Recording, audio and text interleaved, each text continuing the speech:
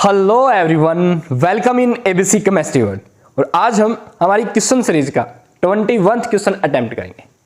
Hope so आप लोगों की एग्जाम्स की प्रिपरेशन काफ़ी अच्छी चल रही होंगी। तो देखिए भाई, लगातार अच्छे से स्टडी करते रहिए और स्पेशली इन क्वेश्चंस को अटेम्प्ट कीजिए अच्छे से। ठीक है, आपके बोर्ड एग्जाम्स में यही क्वेश्चन पूछे जाएंगे। अगर आप अच्छे से इनकी प्रिपरेशन करेंगे तो काफ़ी अच्छा स्कोर कर पाएंगे। तो देखिए भाई, आज का हमारा 21th क्वेश्चन है जिसका ए पार्ट है, Why are group 16 elements are called chalcogens? देखिए चाल्कोजन, सबसे पहले ग्रुप 16 एलिमेंट्स कौन कौन से होते हैं? देखिए oxygen, sulphur, selenium, tellurium, polonium, livermorium 16th group के मेंबर हैं। इन्हें ऑक्सीजन फैमिली कहते हैं क्योंकि पहला मेंबर इनका ऑक्सीजन है। या ऑल्सो नोन एज व्हाट? चाल्कोजेंस। क्यों कहते हैं चाल्कोजेंस? चाल्कोजेंस वर्ड का मीनिंग है ओर फॉर्मिंग। तो जो आपके 16 ग्रुप के एलिमेंट हैं ये ओर फॉर्मेशन में टेक पार्ट करते हैं। That's why known as what? Chalcogens. Due to 16 group elements ore forming nature, this are known as what? Chalcogens. ये डेफिनेशन लिखेंगे। फॉर एग्जांपल जैसे देखिए आपका जिंक सल्फाइड है, लेड सल्फाइड है, CuFeS2 कॉपर पायराइट है, ठीक है, मैग्नीशियम सल्फेट 7H2। खास बात भाई, मैग्नीशियम सल्फेट 7H2 को इप्सम साल्ट भी कहते हैं, ध्यान रखिएगा। क्या कहते हैं? Epson salt. ठीक है, और बताइए कैल्शियम कार्बोनेट ऑक्साइड्स, यानी कि जो और उसके कौन कौन से ओर्स होते हैं? सल्फर के और ऑक्सीजन के जो और कह सकते हैं। एक्चुअल में ये मेटेलिक और है, मेटल के बेस पे बताते हैं। और ये कैल्शियम का है। ठीक है, अब ये जो कैल्शियम ऑक्साइड है, कैल्शियम के सल्फाइड है, ठीक है, मैंने बोला मैग्नीशियम सल्फाइड। ठीक है, तो जो सल्फर है और ऑक्सीजन है इनके ये मेटल के साथ क्या बनाते हैं? सल्फाइड और ऑक्साइड्स। इन्हें यही क्या है आपके ore. That's why these are known as what? Chalcogens. Due to ore forming nature. और क्या होता है कोई पूछ ले तो? और वो सब्सटेंस मटेरियल होते हैं जिनसे किसी भी एलिमेंट को गेन करना इकोनॉमिकली बेनिफिटेबल होता है, उन्हें हम क्या कहते हैं? और। ठीक है, ऐसे ही फेरस सल्फेट, आयरन का ऑक्साइड Fe2O3, ठीक है, हेमेटाइट, मैग्नेटाइट Fe3O4, ये आपके ओर्स हैं। देखिए ऑक्साइड है, इन ओर से आप ऑक्सीजन को, किसको? आयरन को आसानी से गेन कर सकते हैं, जो इकोनॉमिकली बेनिफिटेबल होता है। That's why due to ore forming nature 16 group elements are known as what? Chalcogens. ये था भाई हमारा पहला क्वेश्चन। सेकंड क्वेश्चन क्या है देखिए, व्हाई H2S इज गैस? जो आपका H2S हाइड्रोजन सल्फाइड है ये तो गैस है, और जो वाटर है ये लिक्विड होता है एट रूम टेम्परेचर पे। ऐसा क्यों? ऐसे क्वेश्चंस का सिंपल रीजन है क्या? Hydrogen bonding. H2O में हाइड्रोजन बॉन्डिंग होती है, H2S में हाइड्रोजन बॉन्डिंग नहीं होती है। That's why at room temperature H2O is liquid, H2S is gas. क्योंकि जो हाइड्रोजन बॉन्डिंग है ये एक strong molecular force of attraction, क्या होता है? स्ट्रॉन्ग फोर्स ऑफ अट्रैक्शन होता है as compare to one direction force of attraction. ये भी ध्यान रखना। दैट्स व्हाई अब लिक्विड में क्या हमें पता है? फोर्स ऑफ अट्रैक्शन ज्यादा होता है किसकी पेक्षा? गैस की पेक्षा। Hence H2O is liquid, H2S is gas at room temperature. C part देखिए, ये 1 मार्क्स में क्वेश्चन है। ठीक है, इतना ही। 1 मार्क का क्वेश्चन है तो करीब उसमें 1 से 1.5 लाइन, करीब 25 से 30 वर्ड लिख सकते हैं। 2 मार्क्स का तो 30 से 35 लिख देना, 3 मार्क्स का तो 40 से 50, 5 मार्क्स का तो करीब 100 के आसपास तक आप वर्डिंग लिख देंगे।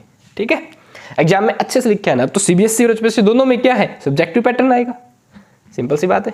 Next, why NF3 is stable but NF5 is unstable?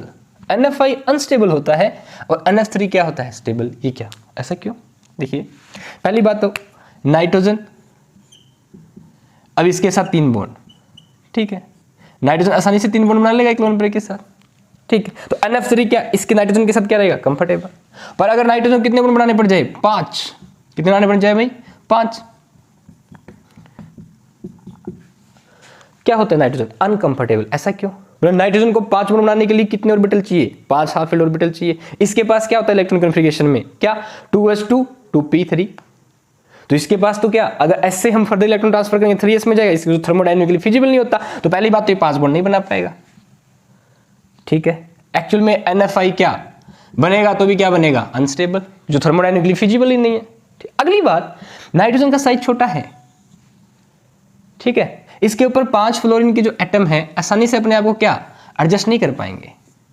Due to small size of atom nitrogen it can not tolerate 5 fluorine atom, hence NF5 is unstable where NF3 is stable. Simple सा logic है। ये हमने question number 20 में भी कर लिया है about nitrogen का क्वेश्चन। जनरली क्वेश्चन पूछे जाते हैं, अच्छे से करके आइएगा, ठीक है। ये तो साइज का फैक्टर है, दूसरा इसके पास डी ऑर्बिटल नहीं है। ओके, ये स्टेबल होगा, ये क्या होगा, unstable. Okay, next question is why hypophosphorous acid act as reducing agent but phosphoric acid does not. अब जो आपका हाइपोफॉस्फोरस एसिड है, पहले तो इसका फॉर्मूला था, ये क्या होता है, क्या था फॉर्मूला हाइपोफॉस्फोरस एसिड का, H3PO2, याद होना चाहिए आपको।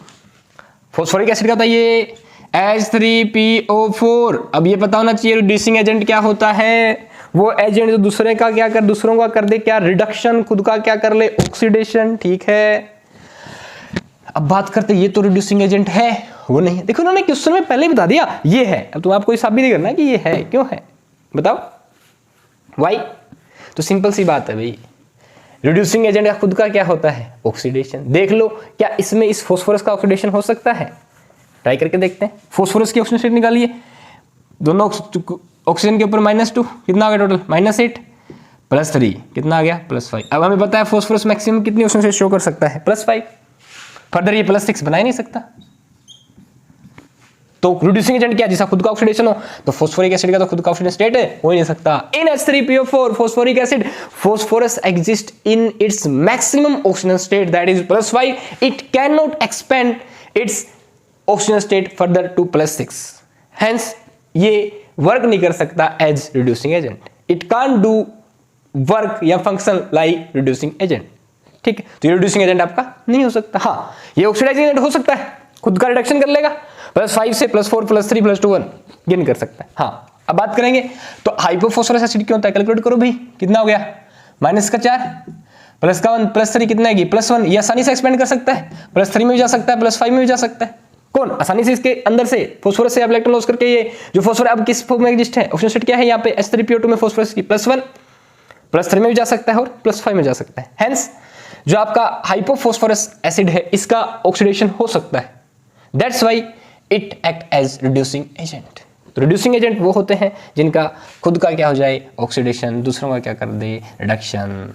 Hypophosphorous acid can expand its oxygen state from +1 to +5 या it can make reduction of other substance, that's why it act as what, reducing agent. ऐसे लिखेंगे आप, जो वर्डिंग बोला उनको लिख लेना।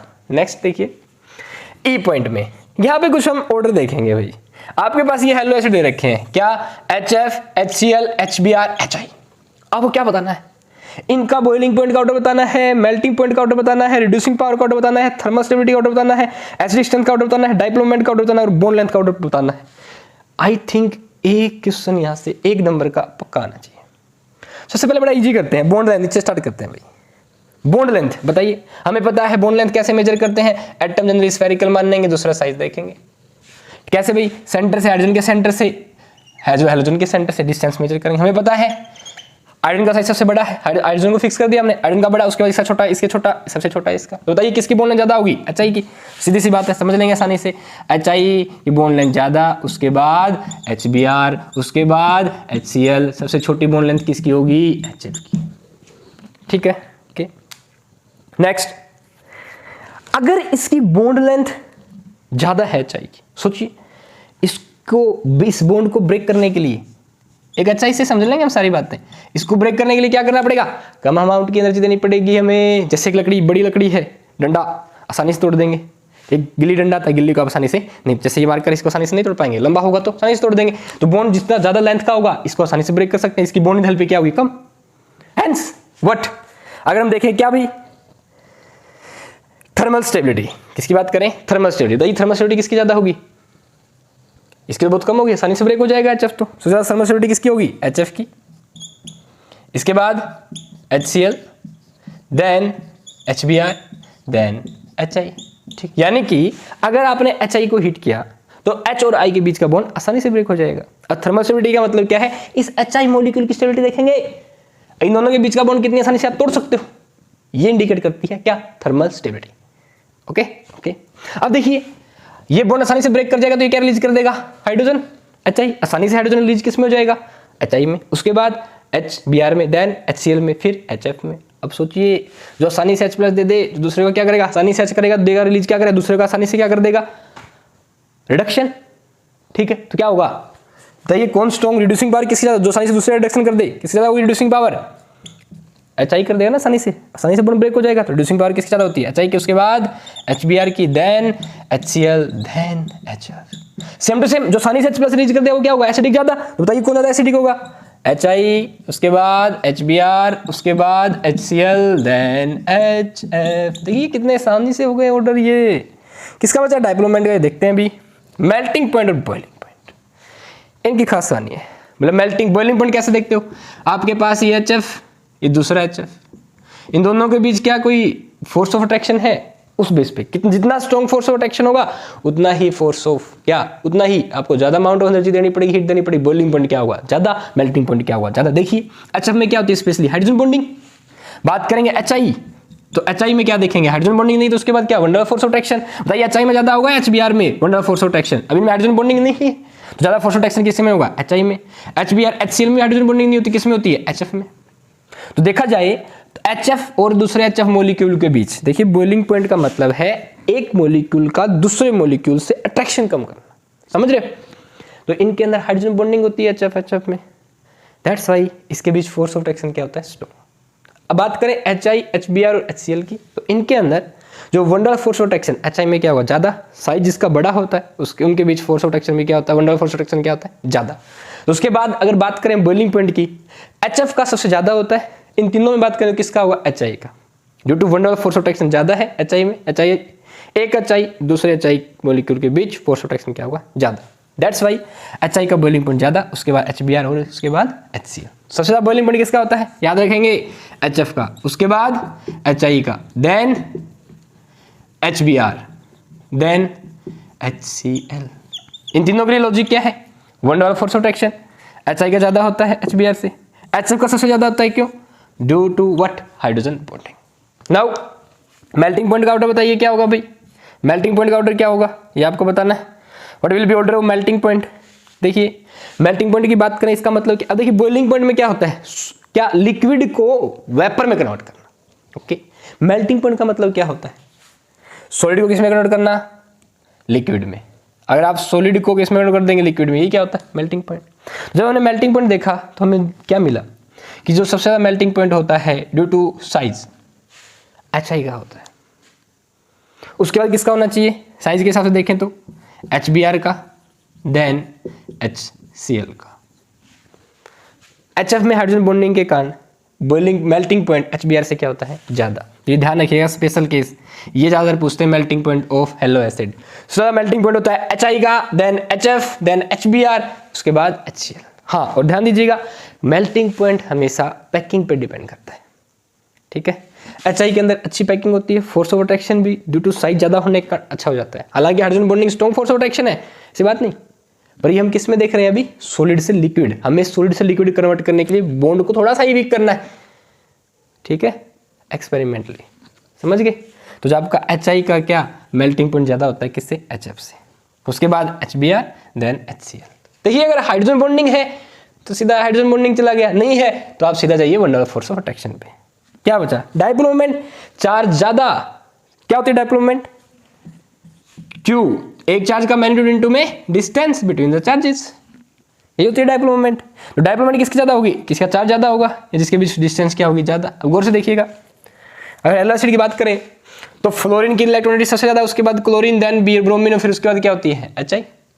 यहाँ पे HF, इन दोनों के बीच की डिस्टेंस, जब एक्सपेरिमेंटली इनकी प्रोडक्ट करके देखा तो डायपोल मोमेंट सबसे ज्यादा किसकी मिली हुई है हमें, HF की, उसके बाद HCl की, देन HBr, उसके बाद किसकी मिली, HI। देख लीजिए आपका एक ही ऑर्डर इनमें देखा जाए तो इन दोनों को ध्यान रखना है, ठीक है। उसके बाद HI order, HI order, HI order, दो में क्या है, HF। थर्मल स्टेबिलिटी HF की ज्यादा होती है, डायपोल मोमेंट भी किसकी ज्यादा है, HF की। तो आप लॉजिकली इनको समझ सकते हैं, ठीक है। होप सो आपको काफ़ी क्वेश्चंस अच्छे लगे होंगे, और अच्छे क्या भाई एग्जाम्स में आते हैं। अगर आपने प्रैक्टिस की होगी तो आप अच्छे से अटेम्प्ट कर पाएंगे, ओके। अभी आप लोग अच्छे से तैयारी कीजिए। God bless all of you, all the very very best.